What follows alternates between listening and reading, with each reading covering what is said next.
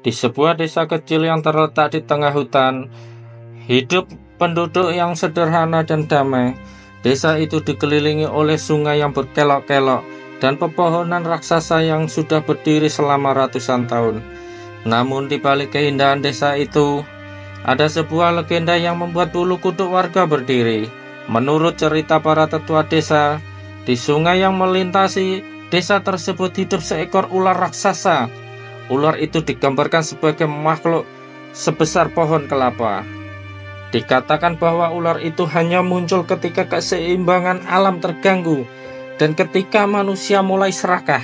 Awalnya warga menganggap legenda itu hanya cerita untuk menakut-nakuti anak-anak agar tidak bermain di hutan atau sungai terlalu jauh. Namun segalanya berubah ketika sebuah kejadian aneh mulai terjadi di desa. Semua bermula pada suatu malam yang gelap dan sunyi. Warga desa mendengar suara gemuruh dari arah hutan. Suara itu seperti pohon yang tumbang satu persatu disertai gemerisik dedaunan yang terdengar mencekam. Paginya salah satu warga menemukan jejak raksasa di tepi sungai. Jejak itu bukan milik manusia ataupun hewan biasa.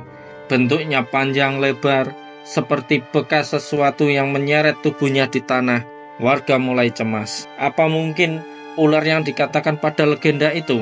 Bisik seorang perempuan tua sambil memeluk cucunya.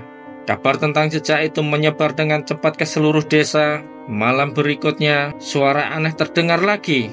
Kali ini lebih dekat dengan desa. Sapi-sapi milik warga yang ditambatkan di dekat hutan menghilang tanpa jejak. Ketika warga mencari keesokan harinya, mereka hanya menemukan bekas tali yang putus dan bercak darah di rerumputan. Pak Rahmat, kepala desa yang terkenal bijak, memutuskan untuk mengumpulkan warga di balai desa. Ia tahu bahwa sesuatu yang berbahaya sedang mengintai mereka. Kita tidak bisa membiarkan ini terus terjadi, kata Pak Rahmat dengan suara tegas. Kita harus mencari tahu apa yang sebenarnya terjadi. Pak Rahmat membentuk sebuah kelompok kecil yang terdiri dari pemuda-pemuda pemberani yang menyelidiki lebih dalam ke hutan. Mereka membawa tombak, obor, dan alat-alat lainnya. Namun, beberapa orang tua memperingatkan untuk berhati-hati. Jika itu benar ular sebesar pohon kelapa, kalian tidak akan bisa melawannya dengan senjata biasa, kata seorang nenek dengan nada penuh kekhawatiran. Ketika malam tiba, kelompok pencari memasuki hutan. Mereka menyalakan obor dan berjalan perlahan, mengikuti jejak yang terlihat di tanah. Semakin dalam mereka masuk ke hutan, semakin mencekam suasananya. Udara terasa lebih dingin dan suara burung serta jangkrik hilang begitu saja. Seolah-olah seluruh makhluk di hutan bersembunyi dari sesuatu. Tiba-tiba salah satu dari mereka Adi berhenti. Lihat itu, bisiknya sambil menunjuk ke depan. Di bawah sinar rembulan, mereka melihat sesuatu yang besar melingkar di dekat sungai. Makhluk itu diam, namun nafasnya terdengar berat, seperti suara angin yang menderu. Ketika obor mereka menyala lebih terang, terlihat sisik yang bersinar seperti permata. Itu dia, kata salah satu pemuda, suaranya bergetar. Ular sebesar pohon kelapa. Ular raksasa itu perlahan mengangkat kepalanya dan matanya yang kuning menyala seperti bara api. Tanpa memberi waktu untuk berpikir, makhluk itu melesat ke arah mereka dengan kecepatan luar biasa. Kelompok pencari berteriak dan berlari menyelamatkan diri. Tombak-tombak yang mereka lempar hanya memantul di sisik keras itu. Adi tersandung dan jatuh ke tanah. Ketika ular itu hampir menerkamnya, tiba-tiba terdengar suara gong besar dari kejauhan. Ular itu berhenti sejenak, menoleh, lalu dengan gerakan cepat menghilang ke dalam sungai. Kelompok pencari kembali ke desa dengan nafas terenggah-enggah. Mereka menceritakan apa yang mereka lihat kepada Pak Rahmat dan warga lainnya. Desa menjadi gempar, semua orang ketakutan, tetapi seorang tetua desa bernama Mbah Karim mencoba menenangkan mereka. Ada cara untuk menghadapi ular sebesar pohon kelapa tersebut, kata Mbah Karim.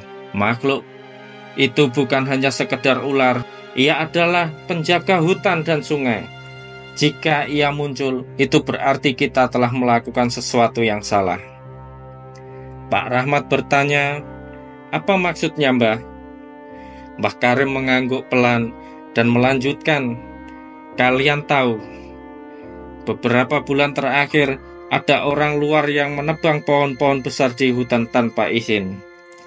Mereka merusak tempat tinggal ular tersebut.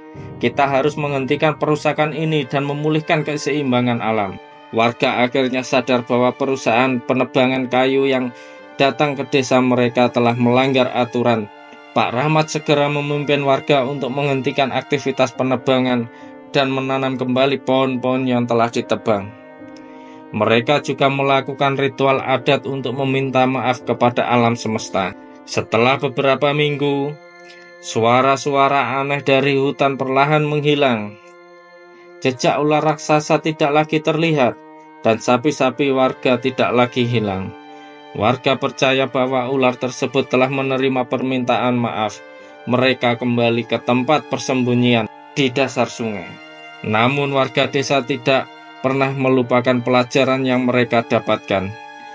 Mereka mulai lebih menjaga hutan dan sungai, memastikan bahwa alam tetap seimbang dan tidak ada yang merusaknya lagi. Meski ular itu tidak pernah terlihat lagi, kisahnya tetap hidup dalam cerita-cerita yang diceritakan dari generasi ke generasi. Malam-malam tertentu, ketika sungai terlihat tenang dan hutan sunyi, beberapa warga mengaku melihat kilau sisik ular di bawah air. Mereka tahu ular tersebut masih ada, mengawasi desa dan menjaga alam sekitarnya.